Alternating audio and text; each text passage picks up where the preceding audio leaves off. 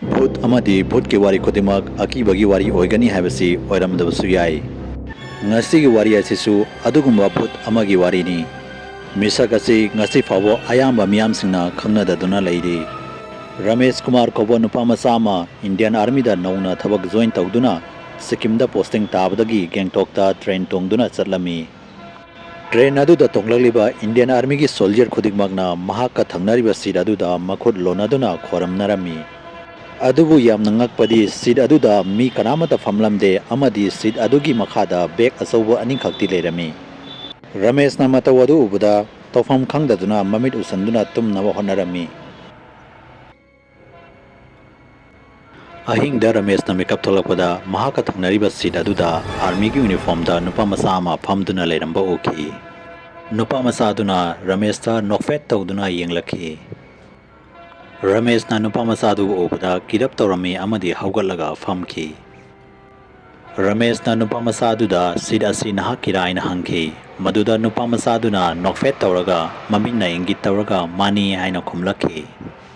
Ramesh na nupa macha aduda nahak kanano amadi army singna nahaki seat asida makhut londona khoramliba karigino aina hangki.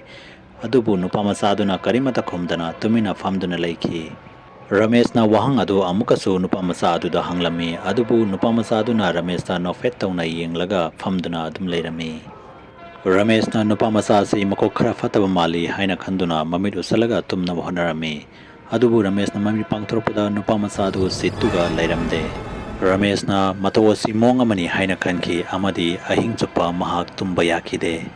Ahing adu mahak nupa macha adugi maramda khanduna lenkhi. Nongalaba matung station yoraba matungda Indian Army ki soldier anikhak seat ki makhada leiriba bag adu loba lakhi. Ramesh na nupa macha adugi maramda khangningmanbadagi atai army officers sing aduda hangbada army officers sing aduna nupa macha adugi maramda hairakpadu tabada Ramesh punganga ki amadi thajaba ngamkhide. Seat adu Baba Harbhajan Singh gini haina hairakhi.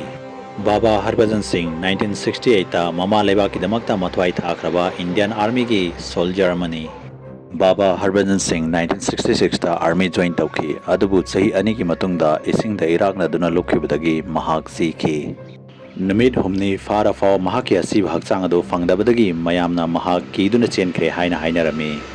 Adubu nungdhang ama mahakna mahaki mamanaba amagi mamangda laktuna mahaki asiba hakchang adu kadaida fangani haibadu hairami.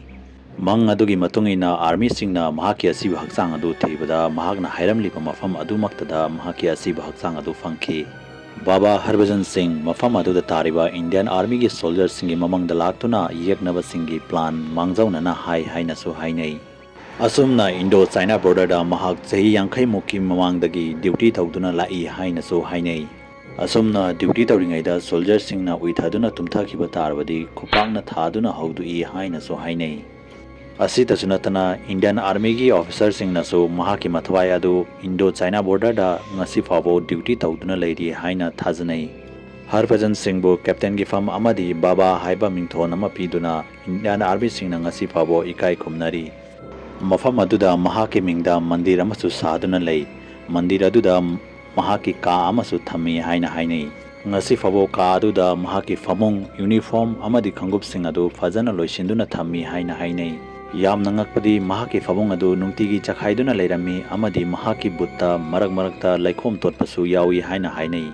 Yumda chatpagi chahi khudingi thani ki suti sanction su tawi amadi mahaki pochai sing adu soldier ani na puduna mayum fau tinduna thamlami haina su hainai. Tha ani adu mafam du tariba army sing adu high alert duty da leinai.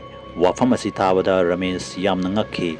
Ramesh na kem yobaga Baba Harbhajan Singh gi mandir da chatlami. Ramesh na Baba Harbhajan Singh ga train da unakhiba adu ningsingduna mandir adu da munna yengduna leirami. Ramesh na Baba Harbhajan Singh ki photo adu munna yengduna leiringaida Baba Harbhajan Singh mahaki mamangda thoglakhi amadi nokfet tawduna yenglakhi. Ramesh na salute tawduna leplingaida Baba Harbhajan Singh khangmang mangkhi. Adomna Indian Army Singh ki damakta kari special message signing habadu comment box ta soidana habiramu.